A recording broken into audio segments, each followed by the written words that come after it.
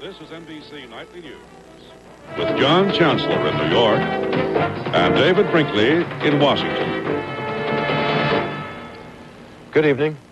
Before the Supreme Court today, arguments in the Alan Bakke case, one of the most difficult the court has had in years. The question being, if a medical school reserves a set number of places for minorities, is that reverse discrimination against whites? If so, is it constitutional?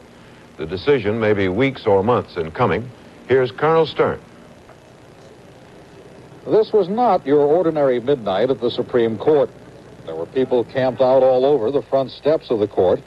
There were demonstrators marching in the midnight darkness. By daybreak, there were hundreds of people wanting to hear what may be the most important civil rights case since segregation was outlawed in the 1950s. Reynold Colvin, the attorney for Alan Bakke, argued that universities have become quota happy. He said that Bakke had been the victim of a racial quota that limited the number of whites admitted to the California Medical School at Davis. But former Watergate prosecutor Archibald Cox, defending the university, denied that whites were being stigmatized by the system, and therefore he said it was not a quota. Without preferential admissions, he said minority enrollments would slow to a trickle. Chief Justice Berger seemed skeptical, asking whether other systems couldn't work, like an extra year of preparatory education for minority students. Justice Powell seemed to be looking for a middle ground, with race to be considered as only one of many factors for admission. Supporters of minority programs applauded as Archibald Cox left the court. Cox said the lower court decision in favor of Bakke threatens all affirmative action. Well, I think it's very hard to see how an affirmance of the California court could fail to impair and certainly cut way back, perhaps destroy affirmative action programs of all kinds. But Bakke's lawyer said Cox was overstating the matter. We have never taken the position that this is a landmark case or the most important case of any kind. We believe that this is a case where an individual's rights have been deprived. We think that the United States Supreme Court can affirm the California decision, protect Mr. Bakke's rights, and that it can do so without making tremendous changes in the progress that's been made in the country. Thank you very much. Thank you. Thank you. The justices will take a preliminary vote later this week. The decision, which must be announced before the end of June, may depend more on discussions between the justices themselves than on anything that was argued today. Carl Stern, NBC News at the Supreme Court. The question is, and nobody's sure, will the Bakke case make it to that hall of fame of great cases which changed the interpretation of the Constitution? Cases like Dred Scott or Marbury versus Madison or Brown versus Board of Education, which changed the face of integration in this country. And what kind of person is Bakke? Tom Pettit has been looking into that. In the celebrated case against Alan Bakke, the Supreme Court of the United States saw plenty of lawyers today, but not Alan Bakke. Alan Bakke is a very private citizen. About the time court opened in Washington, he was on his way to work from his home across the continent in California. Bakke avoids publicity with the same intensity and single-mindedness he pursues medical school. This is Alan Paul Bakke, 37 years old, an engineer for NASA. Bakke has a master's degree in engineering from Stanford and full pre-med education. From 1963 to 67, he was an officer in the Marine Corps, 7 months in Vietnam. He was in the service to pay off his ROTC debts at the University of Minnesota, where he was graduated with a degree in mechanical engineering in 1962. He was born in Minneapolis in 1940, of Norwegian ancestry. Bakke graduated with honors from high school in Florida, where his family moved in 1948. At his mother's modest home in Miami today, she did not want to be photographed. Like mother, like son. His father had been a mailman and died 2 years ago, sometime after a divorce from Mrs. Oreen Bakke. Coral Gables High School. Alan was in the class of 1958. Students who were not alive then may get class assignments to study the case of alumnus Alan Bakke. Bakke's yearbook shows him at age 18. 3.6 grade point. National Honor Society. Music club. The Bakke boy played trumpet in the band, was regarded as a good student in sciences and in German. Bakke got B+ grades everywhere he went, but he was rejected by about a dozen medical schools. A dozen, not just Davis. He spoke of suing several schools for reverse discrimination, and for 2 of them, he could have cited age discrimination, since that's the reason they gave for keeping Alan Bakke out. Tom Pettit, NBC News, Washington. Public interest in the case was high. People waited all night for the few seats available inside the court. Some of them rotated every few minutes. Law students saw it as an historic case, and some drove all night hoping to hear it. And it appeared every one of them waiting outside had a firm, solid opinion on how the case should be decided. I really enjoy my family because I don't neglect myself. We try to enjoy life. I've never been happier. To be good at anything, you gotta be good to yourself. So I eat right, exercise, and to make sure I get enough iron and vitamins, I take Geritol. Geritol, more than twice the iron of any ordinary supplement, and some very important vitamins. Take a look at people who take Geritol. Geritol every day. Thanks for flying with us. Why is Sominex the best-selling sleeping aid in America? Well, I guess it works for a lot of other people, every bit as well as it works for me. Those nights when I have trouble falling asleep, Sominex helps me relax and feel drowsy. I get the sleep I need, and next morning I wake up refreshed. Sominex, America's best-selling sleeping aid. When you sometimes have trouble falling asleep, let Sominex work for you. It sure works for me.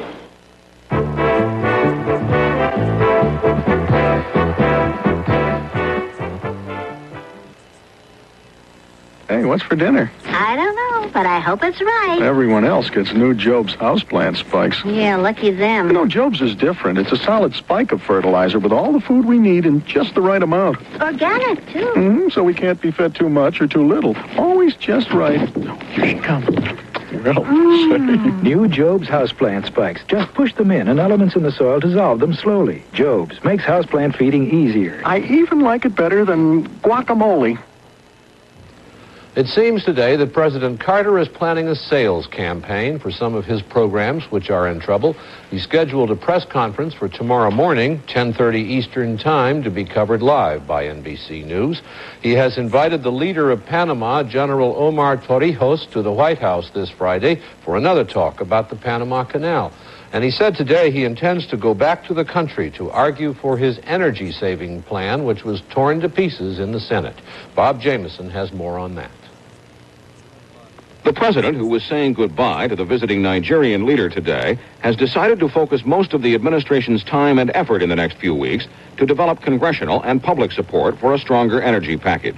As we approach the end of the congressional session, I think it's important for me again to go back to the country and reaffirm the reasons which have not changed for the comprehensive energy policy to be adopted. Are you now going over the heads of Congress? No, I think I'll be working with most of the members of Congress. The administration is counting on a favorable compromise from the House-Senate Conference Committee on Energy. But to ensure that, President Carter is expected to make a fireside chat soon and to spend much of his Western trip next week talking about the need for a strong energy plan. And Press Secretary Jody Powell said that the next few weeks will show whether Congress can pass those things which aren't fun or easy.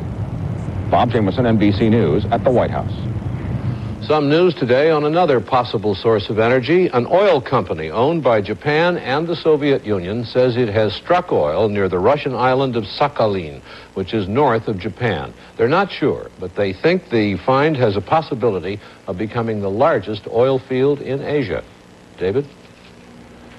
The president signed a bill to spend about $15 billion to help old and decaying American cities and their poor and unemployed residents. It calls for new housing and rent subsidies for those who need them.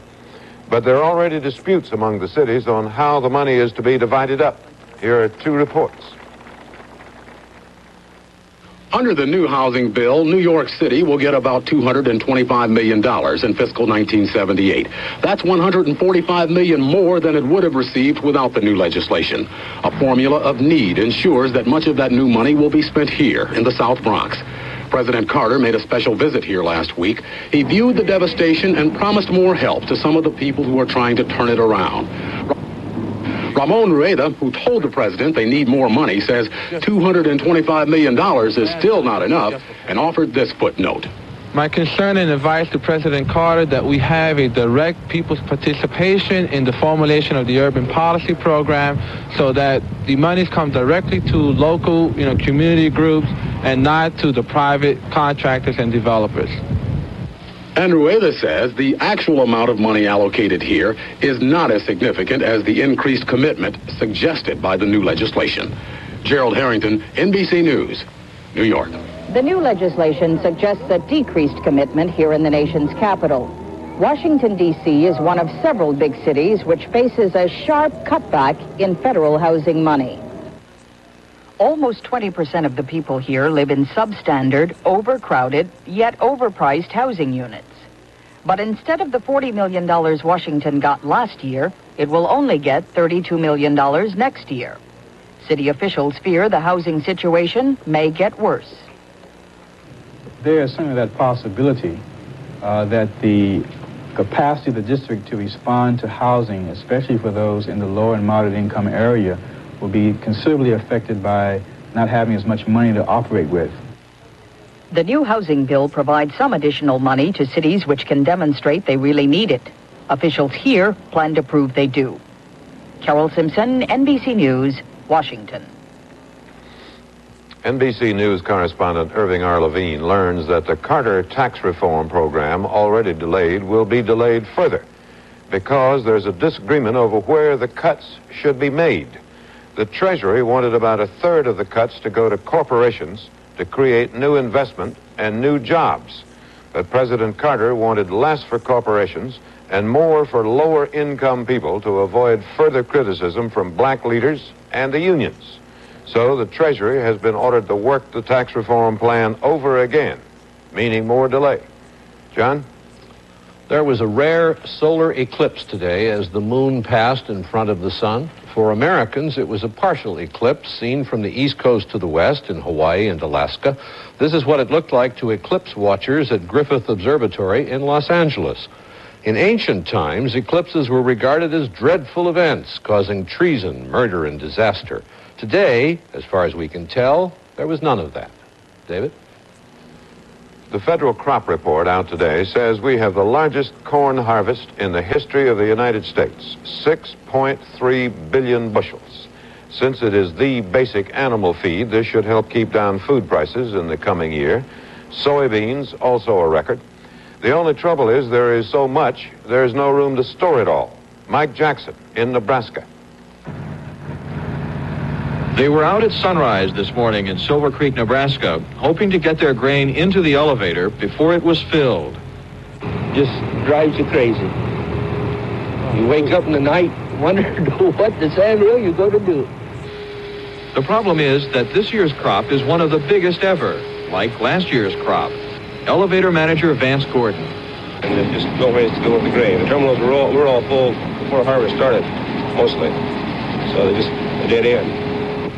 Few of these farmers plan to sell their grain yet because prices just aren't good enough. Instead, what they plan to do is borrow money from the government, using their grain as collateral. Right now, the way prices are, they can get more money borrowing than they can selling. So, farmers like Maurice Watts will store their grain, waiting for the price to go up. That's storing it and keep a hold in it and keep a hold in it. That's not going to make anybody anything down the road unless we've got an outlet to get rid of it further on. Grain is already being stored on the ground in some places, and many farmers say more will end up there unless new storage can be built soon, or prices go up and farmers start selling. Mike Jackson, NBC News, Stromsburg, Nebraska. There was optimism today in Washington about a Middle East peace conference and also a new deal with the Russians on nuclear weapons. On the Middle East, the president said that every week now brings some sign of progress toward a Geneva conference. But on the neutron bomb, the European allies decided today that now is not the time for declarations of support for a deployment of this weapon in Western Europe. At a NATO meeting in Italy, the word from NATO defense ministers was, not yet. David? A second look at Hartford, Connecticut, where the city agreed to pay a sculptor $87,000 to beautify a small city park. Well, he brought in 16 big boulders and set them on the grass and said, yes, that was art. And the city had to pay him. There was an uproar. The mayor was furious, feeling he'd been had. Well, today, the city's lawyers declined to say if they thought it was art, but they said the city had made a deal, and so they had to pay the money, like it or not.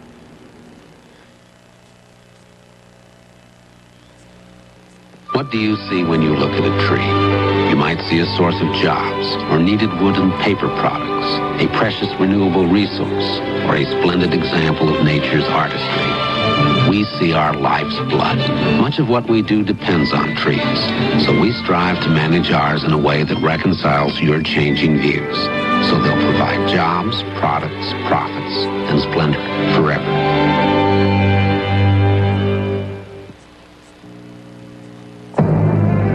Behind the great name, great cars, the 1978 DeVille's, spacious and luxurious, yet engineered for today's world, agile, responsive.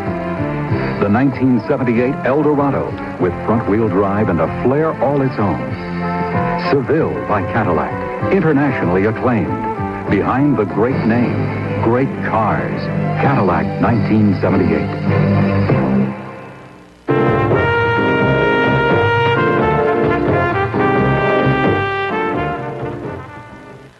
Microwave ovens are meant to cook one food at a time. Until now. Litton introduces the Meal-in-One microwave oven. Its secret is a unique cooking system that lets you cook 1, 2, 3 foods, even a complete meal, all at once. And it has a solid-state memory so you can just touch and cook. Litton's exclusive Meal-in-One microwave oven. It's a whole new microwave meal idea. Litton is changing the way America cooks. Our segment 3 this evening is titled Amtrak, Not a Model Railroad. Excuse the pun. Amtrak is big, expensive, not as successful a railroad as its sponsors had hoped, and it looks as though it will continue to need help from the taxpayers. At the same time, for a lot of people, it's important. Robert Hager reports. See the country, travel Amtrak, easy come and easy go. What's been coming and going easily at Amtrak is the money, $2 billion of it, for a service that was supposed to make money. May 1971, ceremonies inaugurate Amtrak. And John Volpe, then Secretary of Transportation, was asked about cost. Do you expect to save any money with this operation? The fact is that unless we save some money, this corporation won't last very long. And if we are to stay in business more than a year or two, we've got to operate it on a basis that it is going to at least start to reach a break-even point within approximately 2 or 2.5 years. But Amtrak, now in its 7th year, has done nothing but lose money.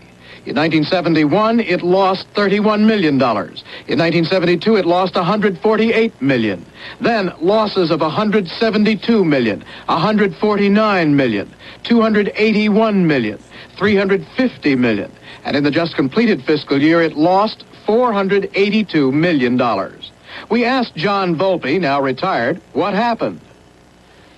What happened is that, as a matter of fact, the 1,275 trains and engines we took over were very much more dilapidated than we realized. And the fact that the Congress added some routes or insisted on continuing some routes that were real money losers did not allow us to get into a break-even point. Amtrak has made trains more appealing with new equipment, and ridership has increased some, especially in the Northeast, where Amtrak's Metroliner between Washington and New York has been very successful. But Amtrak has not made a significant change in traveling habits nationally. 11 times as many people still take airplanes. 6 times as many people ride intercity buses. And most Amtrak trains are big money losers, like the Floridian, which pulls out of Chicago at 8:30 each morning, bound for Miami, 37 hours away. The people who ride the Floridian prefer it to other ways of traveling. I don't like to fly is the reason I don't take a plane, and I see no point in dragging a heavy car this distance for one passenger. The scenery is just fantastic sometimes. I wanted to get away from the highways and the cars, this really gets you away. The problem is there aren't enough people like this. The day we rode the Floridian, there were only 48 passengers leaving Chicago and 172 empty seats. Bad tracks slow down the train, and the costs are high. It costs money to run the dining car, to pay 2 waiters and 2 chefs. It costs money to run the snack car and pay the man behind the bar. It costs money to pay the trainmen and the engineers who must be replaced 10 times between Chicago and Miami because of union rules.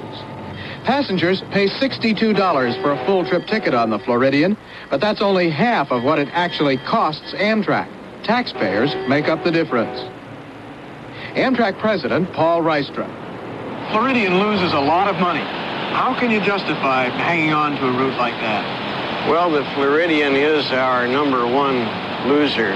I think that the train runs through the wrong cities. I think this is the best example of the necessity to restructure Amtrak. In a report issued just this week, Amtrak promises to restudy its entire system.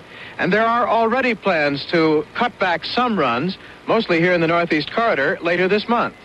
But so far, Amtrak has been reluctant to eliminate many of its big money-losing runs in less populated areas, because that would anger too many congressmen and senators from those places and jeopardize the yearly subsidies Congress has been voting Amtrak. Amtrak has also refused to consider the plan of former Transportation Secretary William Coleman. He wanted to reduce Amtrak to the few well-populated corridors he felt needed passenger trains. Coleman says the idea that a bigger system could be run for profit was ridiculous from the start. Well, that wasn't true then. It's certainly not true today. And something that was supposed to be a railroad for profit now is a railroad that's draining from the general taxpayer about $900 million per year. In spite of the losses, the outlook is that Amtrak will keep rolling and huge subsidies will keep coming. Easy come and easy go is how you'll get there when you go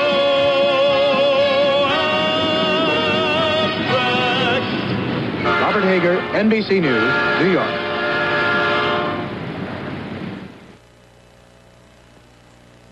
What's made Mr. Coffee America's favorite coffee maker? Thousands of cups, and every one delicious. Mr. Coffee with Coffee Saver makes great coffee. Fast. And economical, too. Right. Mr. Coffee uses up to 50% less coffee than electric percolators. So using Mr. Coffee is like getting an extra half-pound free. Mr. Coffee's a delicious way to save coffee. And money. Use Mr. Coffee. It's like getting an extra half-pound free. This is Roman meal. And there's no other bread like it. The recipe for Roman meal is over 60 years old. It calls for the finest whole grains available, milled in a special way to retain the nutrients as well as the natural whole grain flavor. When combined with other ingredients, in the exact amount, you get a good-tasting light brown bread with natural whole grain goodness. Roman meal. The Roman Meal Company thought you'd like to know.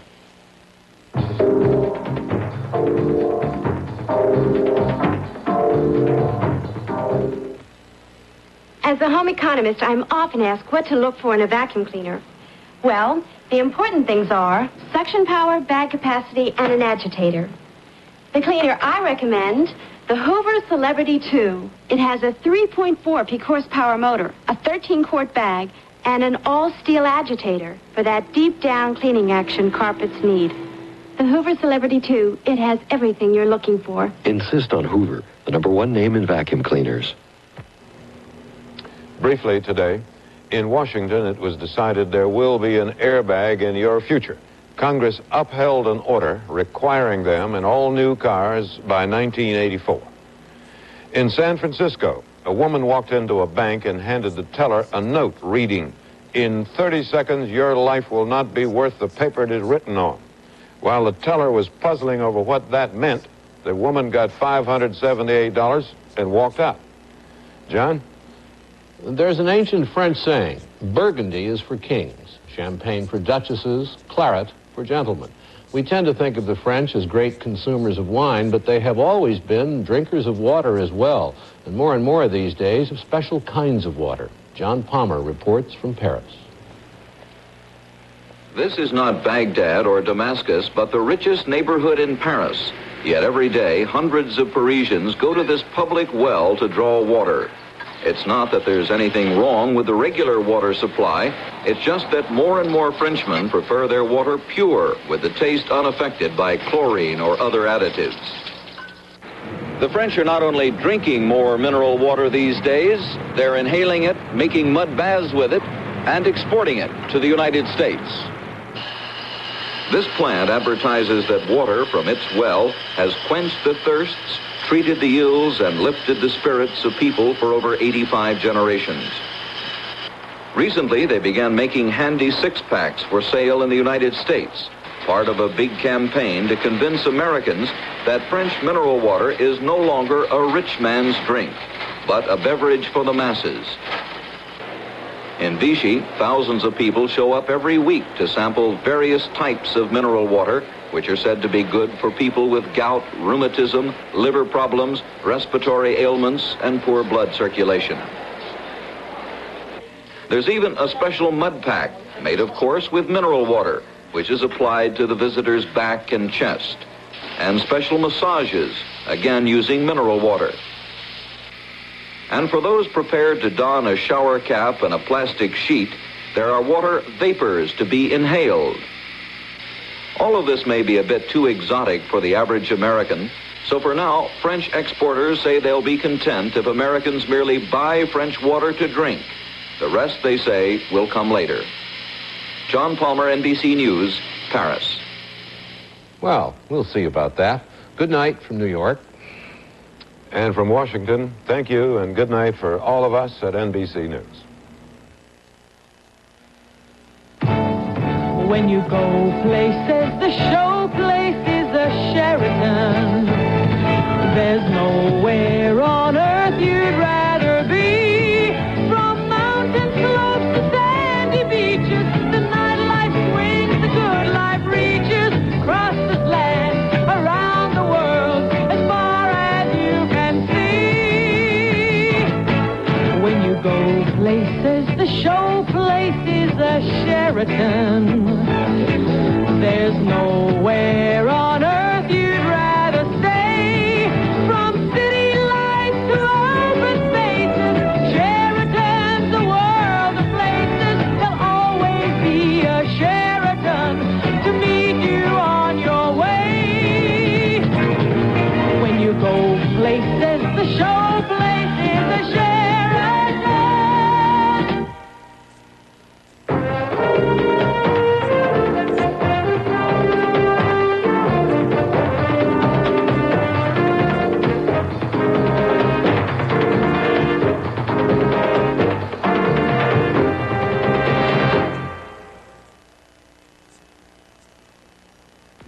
Dan Haggerty as Grizzly Adams loses his memory and can't tell friend from enemy. Don't shoot! It's a fan! Then, the Oregon Trail. We're gonna hang Mr. Sprague. He's all busted up. He ain't got a chance. Then you fight for him. Grizzly Adams, Oregon Trail, Big Hawaii. Tonight, starting at 8, 7 Central and Mountain on NBC. Presenting the Stroke Case, the easy way to carry a case of beer. Aloha, Flight 19. Welcome to Hawaii. A handle turns the Stroke Case into a handy traveling case. It's also a stay cold pack that serves up the great taste of Strohs one at a time.